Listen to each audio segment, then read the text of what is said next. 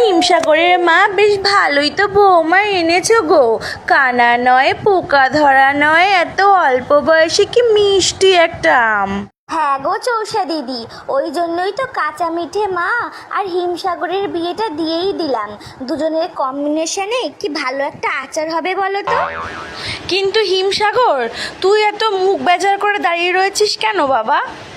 না না, আসলে আমার মুকুলটা বিয়ের নিয়মগুলো পালন করতে করতে একটু ক্লান্ত হয়ে গেছে তো, তাই আর কি। চলো আমরা এখন যাই, ওদের একটু আলাদা ছেড়ে দিই। উফ মা, তুমি না আর আমাকে মুকুল বলে ডাকবে না। আমি যথেষ্ট বড় হয়েছি, আমি এখন আম। তাছাড়া আমি আগেই বলেছি যে আমি এই বিয়েটা। চুপ কর। যত বড় বোটা না তত বেশি আঠা। অল্প বয়সে বেশি পাকিস না, স্বাদ ভালো হবে না বলে দিলাম।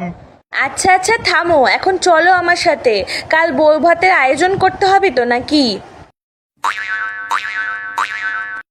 দেখো কাঁচা মিঠে, আমি শুধু আমার বাবা মার জোর করাতে তোমায় বিয়ে করেছি। এর থেকে বেশি কিছু আশা করবে না আমার থেকে। আমি শুধু আমার আম্রপালিকেই ভালোবাসি।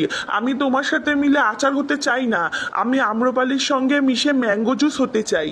কি বললে তুমি? আমার মতো একটা ভালো জাতের আম ছেড়ে ওই হাইব্রিড মালটার পেছনে পড়ে আছো? একটা মিশ্র প্রজাতির আম কোথাকার। ব্যাস, আর একটাও পচা কথা বলবে না আমার আম্রপালির নামে। হাইব্রিড তো কি হয়েছে, স্বাদে গন্ধে রূপে কোনো অংশে কম নয় ও, বুঝলে? তুমি থাকো এখানে, আমি চললাম আমার আম্রপালির কাছে।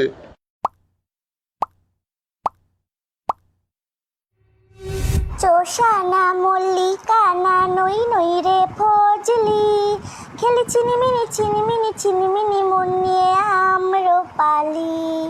আম্রপালি, এই তুমি তুমি এখানে কি করতে এসেছো?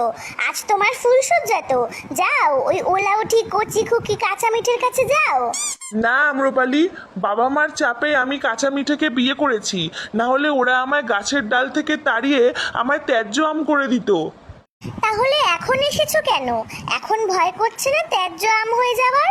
না, কারণ আমি বুঝতে পেরেছি আমি তোমায় ছাড়া বাঁচবো না। করে দিক আমায় ত্যায্য আম, আমি আর ওই গাছের ডালে ফিরবো না। আমি তোমার সাথে তোমাদের গাছের ডালেই ঘর জামাই হয়ে থাকবো। এই শোনো, তোমার বিয়ের খবর পাওয়ার পরে থেকেই না তোমার থেকে আমার মনের আঠা উঠে গেছে। তার উপর আবার নিঃস্ব হয়ে এসেছো আমার কাছে। আমার কাছে না এই খোসা ছাড়ানো ত্যায্য আমের ভালোবাসার কোনো দাম নেই। আমি এখন আমার অ্যালফান্সোর প্রেমে পড়েছি।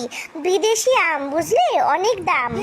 ও আমায় ফ্রুটস বুকে রিকোয়েস্ট সেন্ড করেছিল, কি হ্যান্ডসাম দেখতে। তারপর থেকেই চ্যাটিং শুরু হয় আমাদের। তুমি এখন যাও, আমার এখন কয়েকটা রিলস বানিয়ে আমার অ্যালফান্সোকে সেন্ড করতে হবে। ডিস্টার্ব করো না তো। ছি, কাঁচা মিঠে ঠিক কথা বলেছিল।